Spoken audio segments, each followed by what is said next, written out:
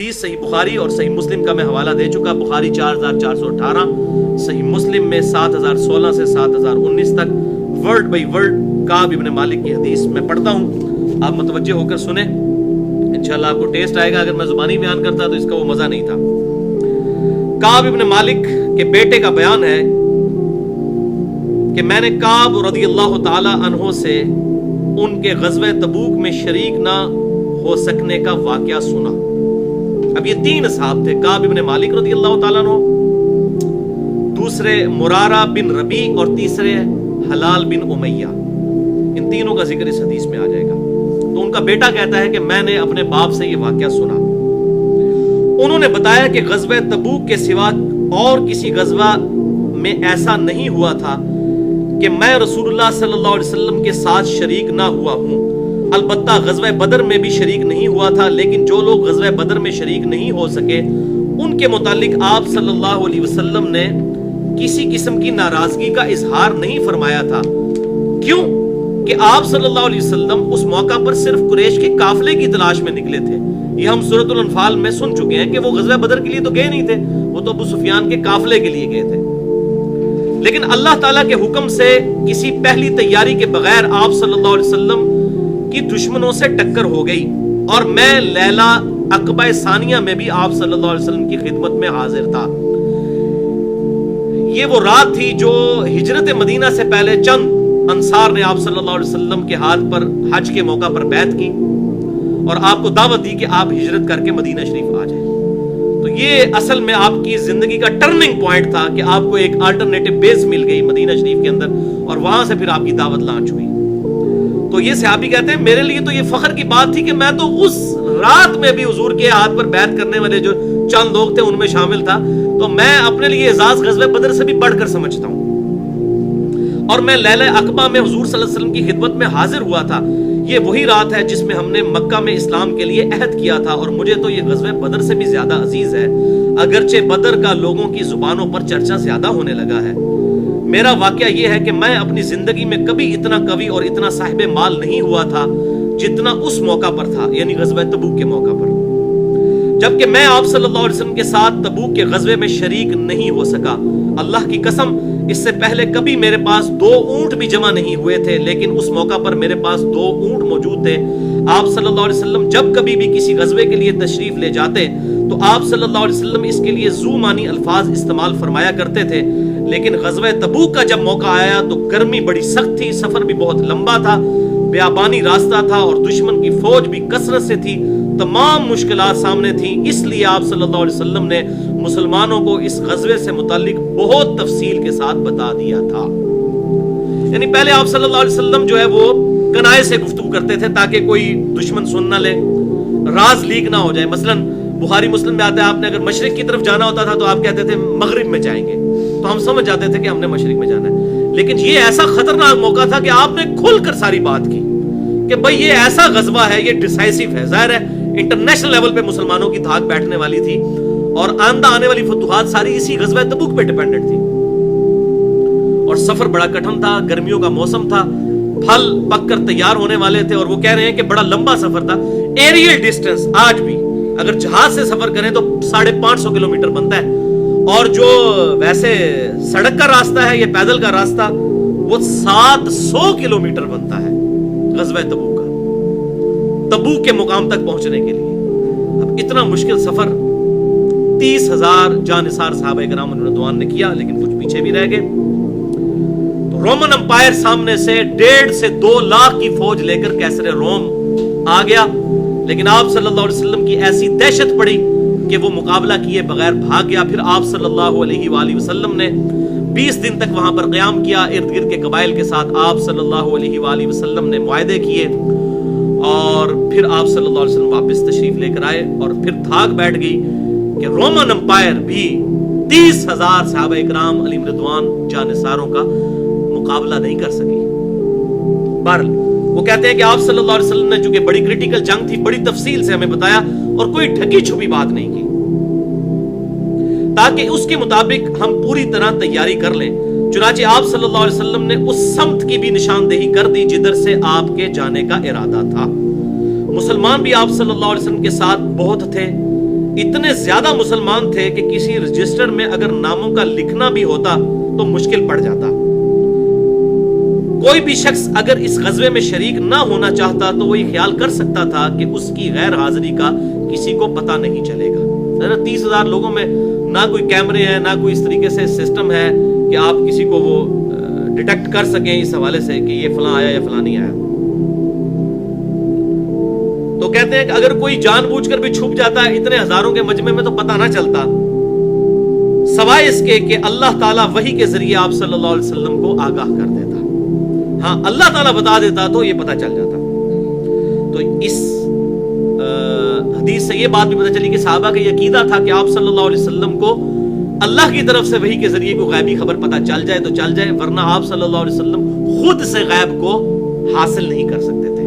اس فرق کو سمجھ لیجئے. اور میں نے اسی حوالے سے 2 گھنٹے کی گفتگو کی ہے مسئلہ نمبر 6A کے نام سے، علم الغیب سے متعلق فرقہ وارانہ نظریات کا تحقیقی جائزہ. اس میں نے یہ حدیث کوٹ کی ہے غزوہ تبوک والی، یہ کہ صحابہ کا کیا عقیدہ تھا کہ اللہ تعالیٰ بتا دے تو پتہ چل جائے، ادروائز آپ صلی اللہ علیہ وسلم سے اگر کوئی چھپنا چاہتا تو وہ چھپ سکتا تھا. اور اس کا ذکر سورۃ توبہ میں بھی آ چکا ہے کہ اے نبی آپ کے سامنے جھوٹی قسمیں کھائیں گے، آپ تو ان سے راضی ہو جائیں گے لیکن اللہ راضی نہیں ہوگا ان سے. تو اس کی غیر حاضری کا کسی کو پتہ نہیں چلے گا سوائے اس کے کہ اس کے متعلق اللہ تعالیٰ وحی کے ذریعے آگاہ کر دے. آپ صلی اللہ علیہ وسلم اس غزوہ کے لیے تشریف لے جا رہے تھے تو پھل پکنے کا زمانہ تھا اور سایہ میں بیٹھ کر لوگ آرام کرتے تھے. آپ صلی اللہ علیہ وسلم بھی تیاریوں میں مصروف تھے اور آپ کے ساتھ مسلمان بھی، لیکن میں روزانہ سوچا کرتا تھا کہ کل سے میں بھی تیاری شروع کر لوں گا. اس طرح ہر روز اسی طرح ٹالتا رہا. مجھے اس کا یقین تھا کہ میں تیاری کر لوں گا، مجھے آسانیاں میسر ہیں. یوں ہی وقت گزرتا رہا اور آخر لوگوں نے اپنی تیاریاں مکمل بھی کر لیں اور آپ صلی اللہ علیہ وسلم مسلمانوں کو ساتھ لے کر روانہ بھی ہو گئے. لیکن تھیندے تھی جاندہ ہے بندہ. اسی لیے کہتے ہیں نا جب حق پتہ چلے فوراً قبول کرو. آپ صلی اللہ علیہ وسلم مسلمانوں کو ساتھ لے کر روانہ بھی ہو گئے. یہ 30,000 کے قریب لوگ تھے. اس وقت تک میں نے کوئی تیاری نہیں کی تھی. اس موقع پر بھی میں نے اپنے دل کو یہی کہہ کر سمجھایا کہ کل یا پرسوں تک تیاری کر ہی لوں گا اور پھر لشکر سے جا ملوں گا. کوچ کے بعد دوسرے دن میں نے تیاری کے لیے سوچا لیکن اس دن بھی کوئی تیاری نہیں کی. پھر تیسرے دن کے لیے سوچا اور اس دن بھی کوئی تیاری نہ کر سکا. یوں ہی وقت گزر گیا اور اسلامی لشکر بہت آگے چلا گیا. غزوہ میں شرکت میرے لیے بہت دور کی بات ہو گئی اور میں یہی ارادہ کرتا رہا کہ یہاں سے چل کر انہیں پالوں گا. کاش میں نے ایسا کر لیا ہوتا لیکن یہ میرے نصیب میں نہیں تھا. تو یہ بات یاد رکھیں، انسان سے جب برائی ہو جائے نا اس کے بعد اس کو اپنی تقدیر پر ڈالا جا سکتا ہے، لیکن برائی کرنے سے پہلے کوئی شخص نہیں کہہ سکتا جی میری تقدیر میں جو کہ یہ برائی لکھی ہے اس لیے میں اب کرنے لگا ہوں. یہ بات سمجھیے گا. بعد میں اس لیے ڈالا جا سکتا ہے وہ کی تو اپنے نفس کی وجہ سے ہے لیکن وہ تقدیر میں چیز تھی یہ ڈٹرمنٹ بھی ہوگی کہ واقعی ویسا معاملہ ہوا. مثال کے طور پر اگر کوئی شخص فیل ہوتا ہے کسی سبجیکٹ کے اندر تو اپنی نااہلی کی وجہ سے ہوتا ہے، لیکن بعض اوقات ٹیچر کہتا ہے بھائی جو تیرے حالات ہیں تو نے فیل ہو جانا ہے. تو فیل ہو جائے تو کیا ٹیچر کو بلیم کرے گا؟ اپنے اعمال کی وجہ سے. تو اللہ تعالیٰ کا ڈیوائن وزڈم تو بہت بڑھ کر ہے. اللہ تعالیٰ کو مستقبل کے حالات پہلے سے پتا ہے کہ ایسے معاملات ہوں گے تو یہ کیا کرے گا، نہ یہ کہ چونکہ اللہ نے نصیب میں لکھ دیا تھا اس لیے ان کے ساتھ ایسا ہوا. یہ عقیدہ نہیں ہے، ورنہ تو رسولوں کا مقدمہ، کتابوں کا مقدمہ ہی اسی بات پر قائم ہے کہ انسان جو کرتا ہے اپنی مرضی سے کرتا ہے. ہاں کچھ چیزیں واقعی ایسی ہیں جو اللہ نے انسان کے لیے مقدر کی ہیں اور ان کے بارے میں ہم سے پوچھا بھی نہیں جانا. ہمیں نہیں پوچھا جائے گا تیری آنکھیں جو ہیں ان کا رنگ یہ کیوں تھا، تیری عمر اتنی کیوں تھی، تیرے ماں باپ فلاں فلاں کیوں تھے. یہ تقدیر سے متعلق ہم سے سوال نہیں ہونے. ہاں جن چیزوں کا اللہ نے حکم دیا ہے، نماز پڑھو، حرام سے بچو، یہ ساری چیزیں ہمارے اختیار میں، ان کا ہمیں جواب دہی کرنی ہوگی، اللہ کے حضور پیش ہی ہوگی. تو کہتے ہیں میرے نصیب میں نہیں تھا.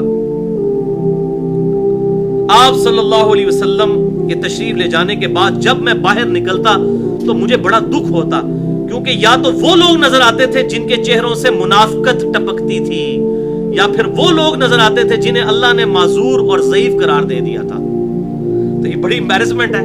وہ کہتے ہیں مجھے جب باہر جن کو ہم منافق سمجھتے تھے وہی نظر آ رہے تھے تو مجھے اب میں بھی ان کے ساتھ ہو گیا ہوں. آج منو یہ دیہڑا ویکھنا پیا ہے کہ اے لوگ جنہوں نے کل تک اسی منافق کہتے ہیں آج میں بھی انہوں لسٹ شامل ہو گیا. تو کہتے ہیں یا تو منافق مجھے نظر آتے تھے یا وہ ضعیف بوڑھے لوگ معذور لوگ جن کو قرآن میں اللہ تعالیٰ نے کہہ دیا کہ وہ اگر قتال میں نہ بھی نکلے تو خیر ہے، تو کہتے ہیں یا وہ نظر آتے تھے اور میں ہٹا کٹا تھا اس کے باوجود میں نہیں گیا، تو یا منافق مجھے نظر آتے تھے اور مجھے بڑی کوفت ہوتی تھی کہ میرا شمار کن لوگوں میں ہو رہا ہے۔ یہ ان کے ایمان کی نشانی تھی کہ ان کو اندر سے ایمان پنچ کرتا تھا، جو صحیح مسلم میں حدیث ہے، گناہ وہ جو تیرے دل میں کھٹکے اور تو اس بات سے آر محسوس کرے کہ لوگ اس پر مطلع ہوں۔ تو گناہ تو دل میں کھٹکتا ہے، دل بہت بڑا مفتی اللہ نے بنایا ہے، سب سے بڑا فتویٰ تو اس کا ہوتا ہے۔ تو کہتے ہیں یا وہ لوگ تھے کہ جو معذوری کی وجہ سے اللہ نے ان کو اجازت دے دی تھی، یا منافق تھے، وہی ان کی شکلیں ہی نظر آتی تھی۔ آپ صلی اللہ علیہ وسلم نے میرے بارے میں کسی سے کچھ نہیں پوچھا تھا، لیکن جب آپ صلی اللہ علیہ وسلم تبوک پہنچ گئے تو وہیں ایک مجلس میں آپ صلی اللہ علیہ وسلم نے فرمایا کہ کعب نے کیا کیا۔ یہ تو ان کو بعد میں پتا چلا نا۔ دیکھیں جو خاص لوگ ہوتے ہیں نا وہ نگاہ میں ہوتے ہیں، یہ بات ذہن میں رکھیے گا، اور خاص لوگ اگر اس طریقے سے ڈنڈی مار جائیں تو اس کا دکھ بھی زیادہ ہوتا ہے، عام آدمی کا نہیں ہوتا۔ تو حضور صلی اللہ علیہ وسلم نے پوچھا کہ کعب نے کیا کیا؟ بنو سلمہ کے ایک صاحب نے کہا یا رسول اللہ اس کے غرور نے اسے آنے نہیں دیا۔ صحیح مسلم میں حدیث ہے تکبر یہ نہیں کہ تم اچھا لباس پہنو یا اچھے دکھو، اللہ بھی خوبصورت ہے اور خوبصورتی کو پسند کرتا ہے، تکبر یہ ہے کہ تم دوسروں کو حقیر سمجھو اور حق بات سے اناد کرو۔ یہ حق بات سے اناد تھا، رسول اللہ صلی اللہ علیہ وسلم کا ساتھ نہ دیا، تو اس وجہ سے انہوں نے کہا اس کو تکبر نے آمادہ کیا۔ اس پر معاذ بن جبل بولے تم نے بری بات کہی، تو معاذ بن جبل نے کہا کہ نہیں، یہ کسی کے ایک واقعے سے اس کی پوری زندگی زیرو تو نہیں ہوگی، وہ کامل الایمان ہے، اب کہیں نفس کے غلبے کی وجہ سے ہو گیا۔ اور ہمارے مولوی کیا کرتے ہیں، کسی کی ایک ایک بات پکڑ کے نا پورے لیکچر لوگوں نے ریکارڈ کرائے ہوتے ہیں، کچھ مولویوں کا کام ہی ہے ایک ایک دو غلطیاں پکڑی ہوئی ہیں، پورا لیکچر ریکارڈ کرایا ہوتا ہے اور کہتا ہے یہ تو گمراہ ہو گیا، یہ تو دوست کی ہو گیا۔ حالانکہ یہ جو مولوی اس قسم کی حرکتیں کر رہے ہیں، میں ان کا پوسٹ مارٹم کروں تو میں ایک ایک نہیں ان کی 100 باتیں نکال لوں، لیکن اس طرح نہیں ہوتا کہ کسی کی ایک یا دو غلطیاں پکڑ کے آپ اس کو زیرو سے ملٹیپلائی کرتے ہیں۔ ایک یا دو غلطیوں کی وجہ سے تو پھر صحابہ کے ساتھ بھی آپ دیکھ لیں کیا ہوا۔ تو معاذ ابن جبل نے فوراً صفائی دی کہ نہیں، اگر یہاں نہیں آیا تو باقی مارکوں میں تو ساتھ ہی تھا، تو تم ایسی بات نہ کرو، تم نے بڑی بری بات کہی ہے۔ یہ بات کہہ کر معاذ بن جبل بولے تم نے بری بات کہی یا رسول اللہ صلی اللہ علیہ وسلم، اللہ کی قسم ہمیں کعب کے متعلق خیر کے سوا اور کچھ معلوم نہیں۔ تو انہوں نے گواہی بھی دے دی کہ یا رسول اللہ صلی اللہ علیہ وسلم میں گواہی دیتا ہوں کہ وہ ایمان والا ہے، لیکن آپ صلی اللہ علیہ وسلم خاموش رہے، آپ نے نہ تصدیق کی، نہ ان کو کچھ کہا، نہ ان کو کچھ۔ ظاہر ہے حضور کو دکھ تو تھا کہ اس نے کیا کیا ہے۔ اس چیز کو میں بھی فیل کر سکتا ہوں، جو یہ ہمارے ریگولر لسنر نا لیکچر میں جب نہ آئے نا، مجھے بھی بڑی اس وقت تکلیف ہوتی ہے، اگر کوئی عام آدمی نہیں آتا خیر ہے۔ تو یہ دعوت کے میدان میں جو بندہ جڑتا ہے نا، اس کو یہ بات پتہ چلتی ہے کہ جو خاص لوگ ہیں ان سے کیوں سرزنش ہوتی ہے، پھر ان سے سختی بھی ہوتی ہے۔ اللہ اکبر۔ رسول اللہ صلی اللہ علیہ وسلم نے کچھ نہیں فرمایا اور خاموش رہے۔ جب مجھے معلوم ہوا کہ آپ صلی اللہ علیہ وسلم واپس تشریف لا رہے ہیں تو اب مجھ پر فکر سوار ہوا اور میرا ذہن کوئی ایسا جھوٹا بہانہ تلاش کرنے لگا جس سے میں کل آپ صلی اللہ علیہ وسلم کی ناراضگی سے بچ جاؤں۔ اپنے گھر کے ہر عقل مند آدمی سے اس سے متعلق میں نے مشورہ کیا، لیکن جب مجھے معلوم ہوا کہ آپ صلی اللہ علیہ وسلم مدینے سے بالکل قریب تشریف لا چکے ہیں تو غلط خیالات میرے ذہن سے نکل گئے اور مجھے یقین ہو گیا کہ اس معاملہ میں جھوٹ بول کر اپنے آپ کو کسی بھی طریقے سے محفوظ نہیں کر سکوں گا۔ بس یہی ان کا ٹرننگ پوائنٹ تھا، ورنہ منافق ہو جاتے ہیں۔ چنانچہ میں نے سچی بات کہنے کا پختہ ارادہ کر لیا۔ صبح کے وقت آپ صلی اللہ علیہ وسلم تشریف لائے۔ جب آپ صلی اللہ علیہ وسلم کسی سفر سے واپس تشریف لاتے تو یہ آپ کی مبارک عادت تھی کہ آپ صلی اللہ علیہ وسلم پہلے مسجد میں تشریف لے جایا کرتے تھے اور 2 رکعت نماز پڑھا کرتے تھے، پھر لوگوں کے ساتھ مجلس میں بیٹھ جاتے تھے۔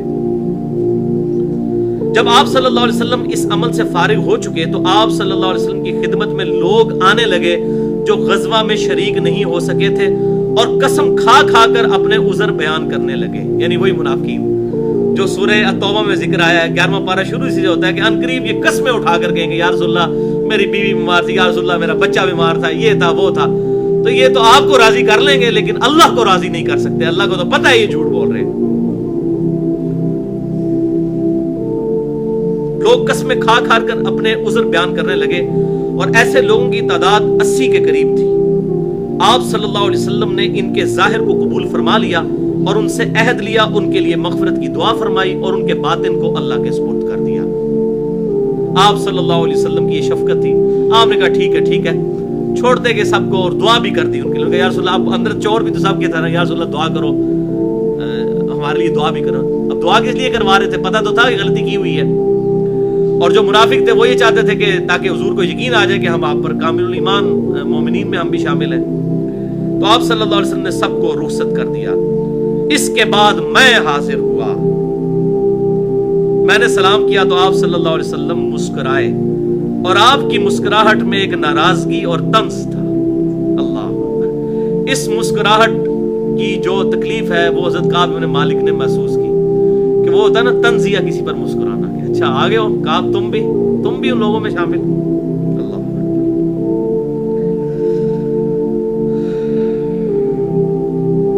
آپ نے فرمایا آؤ، میں چند قدم چل کر آپ کے سامنے بیٹھ گیا۔ آپ صلی اللہ علیہ وسلم نے مجھ سے دریافت فرمایا کہ تم غزوہ میں کیوں شریک نہیں ہوئے؟ کیا تم نے کوئی سواری نہیں خریدی تھی؟ میں نے عرض کیا میرے پاس سواری موجود تھی، خدا کی قسم اگر میں آپ کے سوا کسی دنیا دار شخص کے سامنے بیٹھا ہوا ہوتا تو کوئی نہ کوئی بہانہ گھڑ کر اس کی ناراضگی سے بچ سکتا تھا۔ مجھے خوبصورتی کے ساتھ گفتگو کرنے کا سلیقہ بھی معلوم ہے، لیکن اللہ کی قسم یا رسول اللہ صلی اللہ علیہ وسلم، مجھے یقین ہے کہ اگر آج میں آپ صلی اللہ علیہ وسلم کے سامنے کوئی جھوٹا عذر بیان کر کے آپ کو راضی کر بھی لوں تو جلد اللہ تعالیٰ آپ کو مجھ سے ناراض کر دے گا۔ جھوٹ تو میں بول رہا ہوں گا، اللہ آپ کو وحی کے ذریعے بتا دے گا کہ یہ بھی منافق ہے، اس نے یہ جھوٹ بولا ہے اس کے ساتھ۔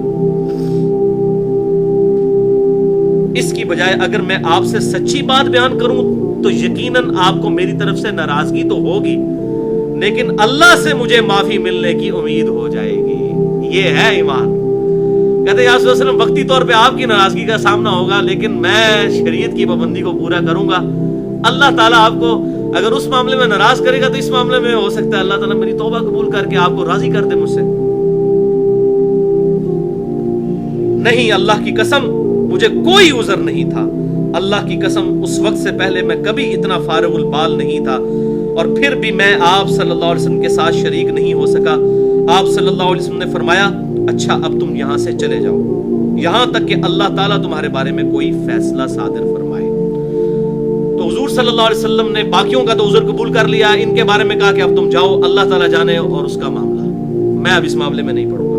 میں اٹھ گیا اور میرے پیچھے بنو سلمہ کے کچھ لوگ بھی دوڑے ہوئے آئے اور مجھ سے کہنے لگے کہ خدا کی قسم ہمیں تمہارے متعلق یہ معلوم نہیں تھا کہ اس سے پہلے تم نے کبھی گناہ کیا ہو اور تم نے بڑی کوتاہی کی ہو۔ آپ صلی اللہ علیہ وسلم کے سامنے تم بھی ویسا ہی کوئی عذر بیان کر دیتے جیسا کہ دوسرے لوگوں نے کیا تھا۔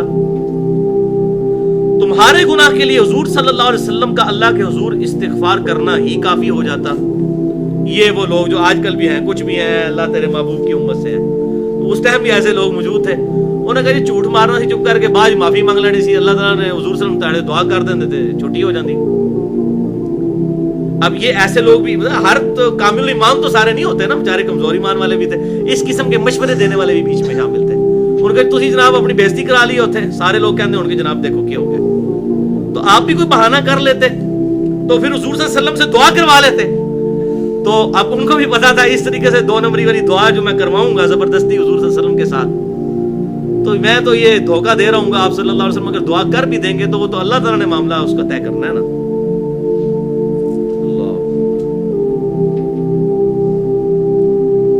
تمہارے گناہ کے لیے آپ صلی اللہ علیہ وسلم کا استغفار ہی کافی ہو جاتا۔ اللہ کی قسم ان لوگوں نے مجھے اس پر اتنا ملامت کیا کہ مجھے بھی خیال آیا کہ مجھے حضور سے جا کر کوئی جھوٹا عذر بیان کر دینا چاہیے۔ یہ دیکھیں ساتھی مروا دیتے ہیں نا، وہ کہتے ہیں اتنا انہوں نے کہا، اتنا مجھے تنگ کیا کہ میں نے کہا اچھا چلو یار میں بھی جا کے نہ کہتا ہوں یار میں نے اس ٹائم آپ کو بات نہیں کی، ٹائم نہیں سی، پوری گل نہیں کر سکیا، ہوں میں تو دسنا اے مسئلہ ہے سی میرے نال۔ لیکن پھر اللہ تعالیٰ نے ان کی مدد کی اور وہ بچ گئے۔ حتیٰ کہ میں نے ارادہ کیا کہ میں بھی واپس جا کر آپ صلی اللہ علیہ وسلم سے کوئی جھوٹا عذر بیان کروں۔ پھر میں نے ان سے پوچھا کیا میرے علاوہ کسی اور نے بھی میری طرح عذر بیان کیا ہے؟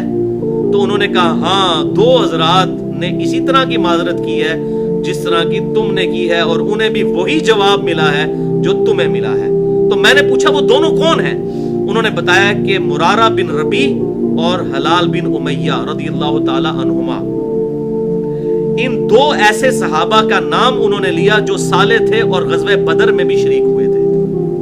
تو انہوں نے کہا اچھا وہ دو بدری صحابی، انہوں نے بھی اسی طرح کیا۔ پھر ان کو ذرا ڈھارس ہوئی کہ میں اکیلا نہیں ہوں، ہے نا، کونوا مع الصادقین، سچوں کے ساتھ رہو۔ تو اب اس چیز نے انہوں نے کہا اچھا چلو یار میں اکیلا نہیں ہوں اس معاملے میں، ان دو کے ساتھ بھی ایسا ہوا ہے تو وہ تو دو، مجھے اپنا تو نہیں پتا لیکن ان دو کے بارے میں وہ بدری صحابی ہیں اور بڑے کامل ایمان مومنین ہیں، اگر ان کے ساتھ بھی ایسا ہوا، انہوں نے بھی اپنا عذر پیش کیا اور آپ صلی اللہ علیہ وسلم نے ان کو بھی کہا کہ جاؤ اللہ کے فیصلے کا انتظار کرو، تو میری بڑی خوش قسمتی ہے اگر میں بھی ان دو کے ساتھ شامل ہوں۔ تو پھر انہوں نے اپنا ارادہ ترک کر دیا، وہ واپس جانے والا جو لوگ ان کو ابھار رہے تھے۔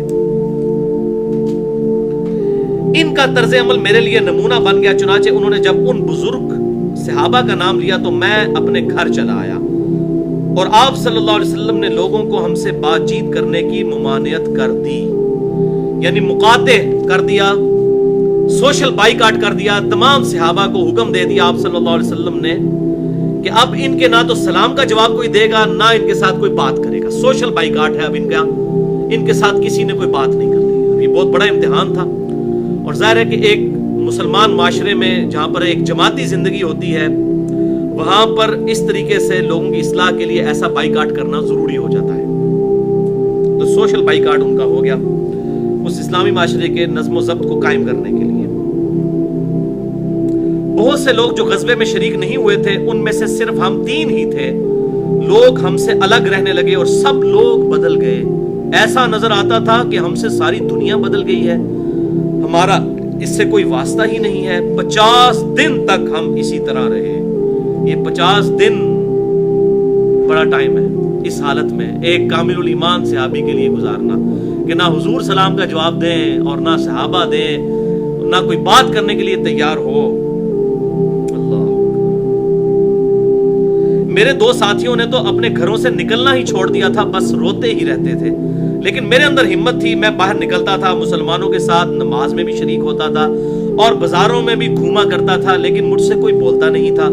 میں آپ صلی اللہ علیہ وسلم کی خدمت میں حاضر بھی ہوتا تھا، آپ کو سلام بھی کرتا تھا۔ جب آپ صلی اللہ علیہ وسلم نماز کے بعد مجلس میں بیٹھتے تو میں اس جستجو میں لگا رہتا کہ دیکھوں آپ صلی اللہ علیہ وسلم میرے سلام کا جواب دیتے ہیں یا نہیں۔ میں آپ صلی اللہ علیہ وسلم کے مبارک ہونٹوں کی طرف بھی دیکھتا رہتا کہ ہلتے ہیں یا نہیں۔ یہ اب ناراضگی کا آپ ذرا اندازہ لگائیں۔ پھر آپ صلی اللہ علیہ وسلم کے قریب ہی میں نماز پڑھتا اور آپ کو نماز میں کنکھیوں سے دیکھتا رہتا۔ جب میں اپنی نماز میں مشغول ہو جاتا تو حضور صلی اللہ علیہ وسلم میری طرف دیکھتے تھے، لیکن جو ہی میں آپ کی طرف دیکھتا آپ رخ انور پھیر لیتے۔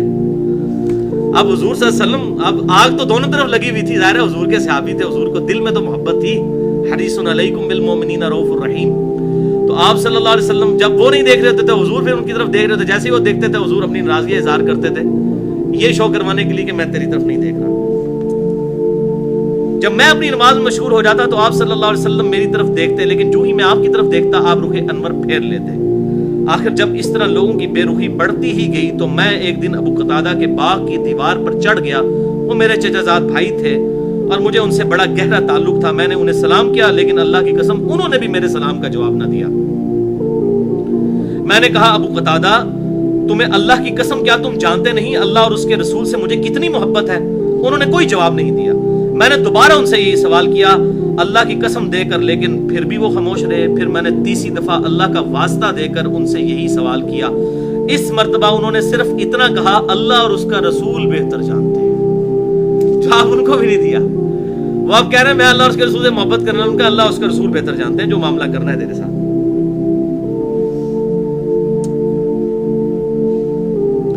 اس پر میرے آنسو پھوٹ پڑے، میں واپس چلا آیا۔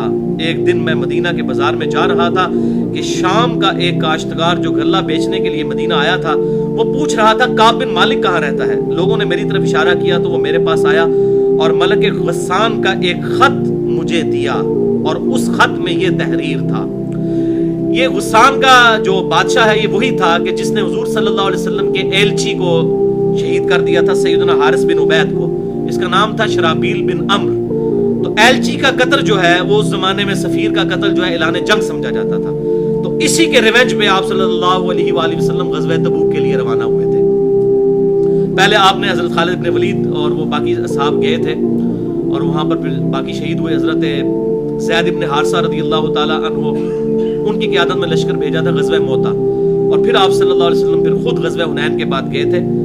تو اس ایلچی نے اب دیکھا کہ کعب بن مالک کے ساتھ یہ معاملہ ہوا ہے, تو وہ دیکھیں اس نے ادھر سے خط لکھا, کتنی اس کی جاسوسی تھی, اس نے وہاں سے خط لکھا اور اس خط میں لکھا تھا اما بعد مجھے معلوم ہوا ہے کہ تمہارے صاحب یعنی نبی صلی اللہ علیہ وسلم تمہارے ساتھ زیادتی کرنے لگے ہیں. اللہ نے تمہیں کوئی ذلیل نہیں پیدا کیا ہے کہ تمہارا حق ضائع کیا جائے, تم ہمارے پاس آ جاؤ, ہم تمہارے ساتھ بہتر سلوک کریں گے. یعنی اب اس کافر نے کہا کہ اب بڑا اچھا موقع ہے, یہ دکھا ہوا ہے, اس کو اپنے ساتھ ملا لیں. جب میں نے یہ خط پڑھا تو میں نے کہا کہ یہ ایک اور امتحان مجھ پر آ پڑا. میں نے اس خط کو تندور میں جلا دیا. ظاہر ہے تو مومن تھے, وہ کوئی دنیاوی پوسٹ کسی سیاسی پارٹی کے لیڈر تو نہیں تھے کہ وہ پوسٹ لینے کے لیے وزارت کے لیے ایک پارٹی سے دوسری پارٹی میں چلے جاتے, ایسا تو نہیں تھا. کامل ایمان مومن تھے. تو انہوں نے وہ خط کو تندور میں ڈالا اور کہا یا اللہ اس حد تک صورتحال ہو گئی ہے کہ میں اتنا جو ہے وہ مردود ہو گیا ہوں لوگوں کی نظر میں کہ مجھے اب کافر بھی اپروچ کر رہے ہیں کہ آپ ہمارا آگے ہمیں جوائن کر لو. ان 50 دنوں میں سے جب 40 دن گزر چکے تو رسول اللہ صلی اللہ علیہ وسلم کا ایلچی میرے پاس آیا اور اس نے کہا کہ رسول اللہ صلی اللہ علیہ وسلم نے تمہیں حکم دیا ہے کہ اپنی بیوی سے بھی الگ ہو جاؤ.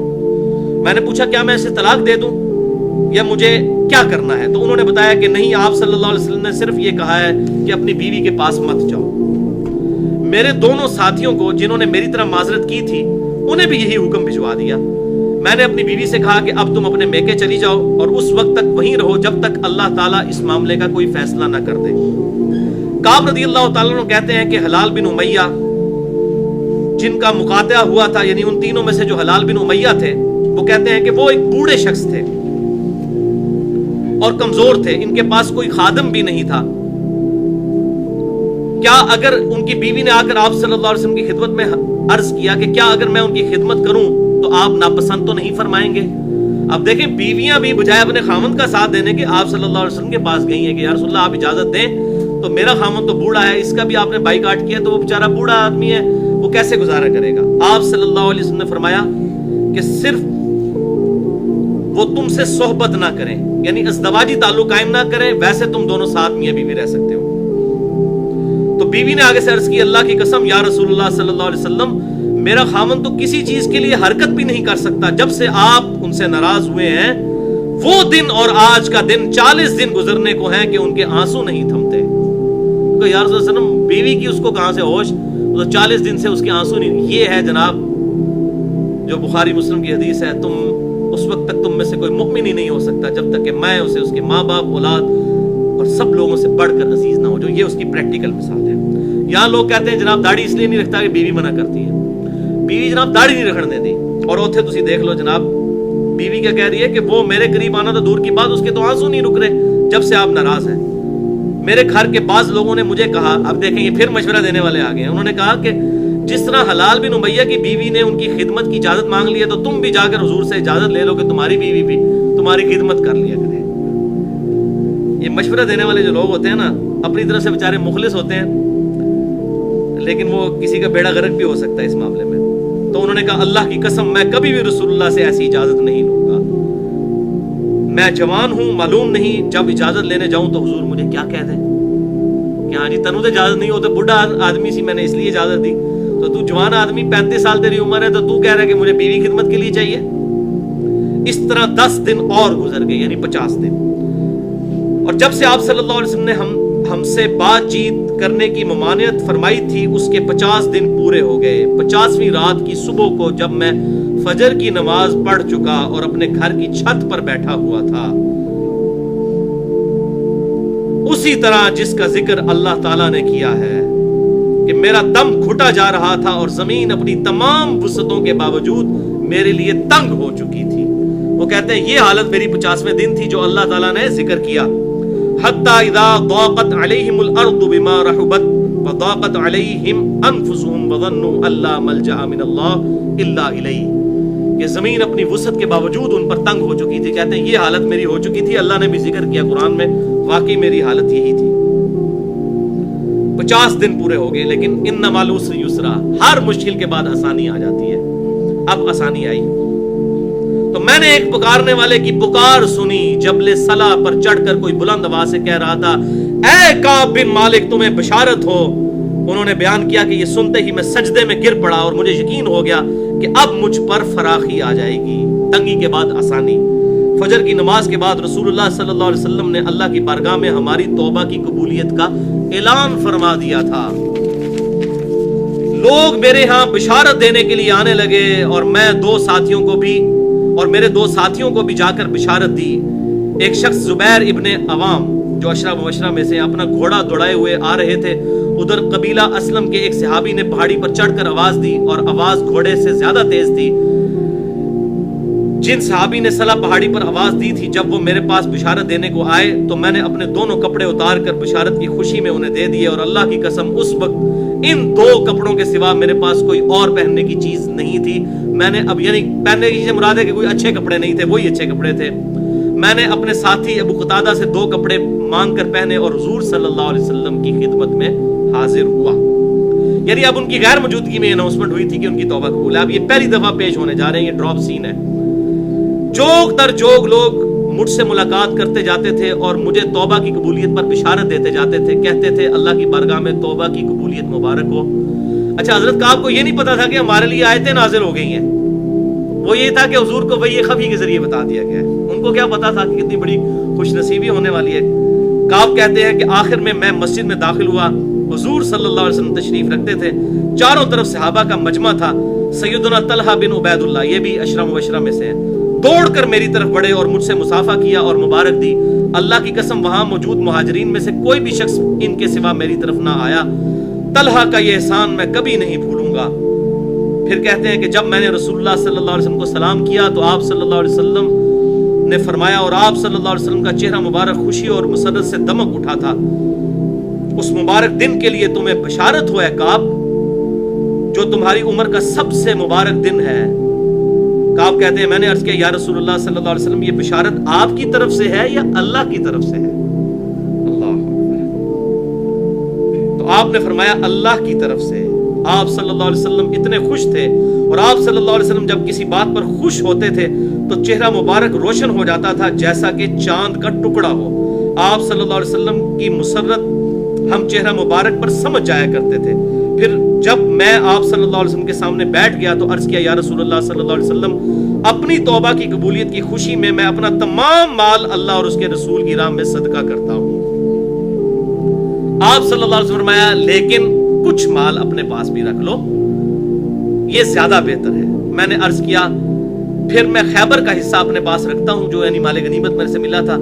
پھر میں نے عرض کیا یا رسول اللہ صلی اللہ علیہ وسلم، اللہ تعالیٰ نے مجھے سچ بولنے کی وجہ سے نجات دی، اب میں اپنی توبہ کی قبولیت کی خوشی میں آپ سے یہ وعدہ کرتا ہوں کہ جب تک زندہ رہوں گا سچ کے سوا کوئی بات زبان سے نہیں نکالوں گا۔ سچ نے مجھے آج نجات دی ہے۔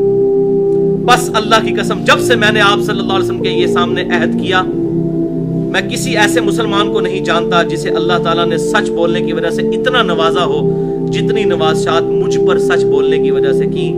جب سے میں نے آپ صلی اللہ علیہ وسلم کے سامنے یہ عہد کیا، پھر آج تک کبھی جھوٹ بولنے کا ارادہ بھی نہیں کیا، اور مجھے امید ہے کہ اللہ تعالیٰ باقی زندگی بھی مجھے اس گناہ سے محفوظ رکھے گا انشاءاللہ۔ اللہ تعالیٰ ہمیں بھی جھوٹ کے گناہ سے محفوظ رکھے۔ اور اللہ تعالیٰ نے اپنے رسول صلی اللہ علیہ وسلم پر پھر وہ آیات نازل فرمائیں، وہی آیات جو ہم پڑھ چکے ہیں۔ لقد تاب اللہ علی النبی والمہاجرین، یہ سورۃ التوبہ آیت نمبر 117 اور 118، یہ حضرت کعب نے پھر تلاوت کی اور پھر کہا کہ اللہ نے پھر یہ فرمایا وَكُونُوا مَعَ الصَّادِقِينَ، سچوں کے ساتھ ہو جاؤ۔ اللہ کی قسم اللہ کی طرف سے اسلام کے لیے ہدایت کے بعد میری نظر میں حضور صلی اللہ علیہ وسلم کے سامنے اس سچ بولنے سے بڑھ کر اللہ کا مجھ پر کوئی اور انعام نہیں تھا۔ میں نے جھوٹ نہیں بولا، اس طرح اپنے آپ کو ہلاکت سے بچا لیا، جیسا کہ جھوٹ بولنے والے ہلاک ہوئے تھے، میں اس ہلاکت سے بچ گیا۔ نزول وحی کے زمانہ میں جھوٹ بولنے والوں پر اللہ تعالیٰ نے اتنی شدید وعید فرمائی جتنی شدید کسی دوسرے پر نہیں کی تھی، اور پھر انہوں نے وہ آیات پڑھی سورۃ التوبہ کی کہ اللہ تعالیٰ نے حضور صلی اللہ علیہ وسلم پر یہ وحی کی کہ عنقریب منافق اگر جھوٹے بہانے کریں گے تو میری اللہ نے تعریف کی، اور ان منافقین کو اللہ تعالیٰ نے ان پر لعنت فرمائی، ان پر برائی سے ان کا ذکر کیا۔ کعب نے بیان کیا چنانچہ ہم 3 ان لوگوں کے معاملے سے جدا رہے، یعنی ہم ان منافقین میں شامل نہیں ہوئے کہ جنہوں نے حضور صلی اللہ علیہ وسلم کے سامنے جھوٹی قسمیں کھائی تھیں، اور آپ صلی اللہ علیہ وسلم نے ان منافقین کی باتیں مان بھی لی تھی، ان سے بیعت بھی لے لی تھی اور ان کے لیے طلب اور مغفرت بھی فرمائی تھی. ہمارا معاملہ آپ صلی اللہ علیہ وسلم نے چھوڑ دیا اور اللہ تعالیٰ نے خود اس کا فیصلہ فرمایا اور ہماری توبہ قبول کی. الحمدللہ. یہ بھائیوں پوری حدیث ہے سیدنا کعب ابن مالک رضی اللہ تعالیٰ عنہ کا یہ پرسوز واقعہ.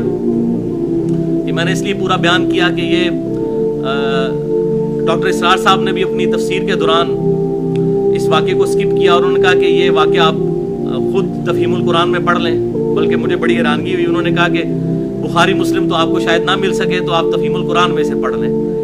تو اب ظاہر ہے اس زمانے کی بات ہے، اب الحمدللہ بخاری مسلم کے ترجمے ہو چکے ہیں، ہر بندے کے ہاتھ میں آ چکی ہے. وہ 98 کی بات تھی، آج ہم 4 اکتوبر 2014 کو بیٹھے ہوئے ہیں یہاں پر. اللہ تعالیٰ سے دعا ہے کہ ہمیں صحابہ کرام علیہم رضوان کے نقش قدم پر چلنے کی توفیق عطا فرمائے. آج کے درس میں جتنی حق باتیں ہیں اللہ تعالیٰ ہمارے دلوں میں راسخ فرمائے. اگر جذبات میں میرے منہ سے کوئی غلط بات نکل گئی تو اللہ تعالیٰ ہمارے دلوں سے معاف کر دے. ہمیں کتاب و سنت کی تعلیمات پر عمل کر کے دوسرے بھائیوں تک پہنچانے کی توفیق عطا فرمائے. سبحانک اللہم و بحمدک، اشہد ان لا الہ الا انت، استغفرک و اتوب الیک، وما علینا الا البلاغ المبین.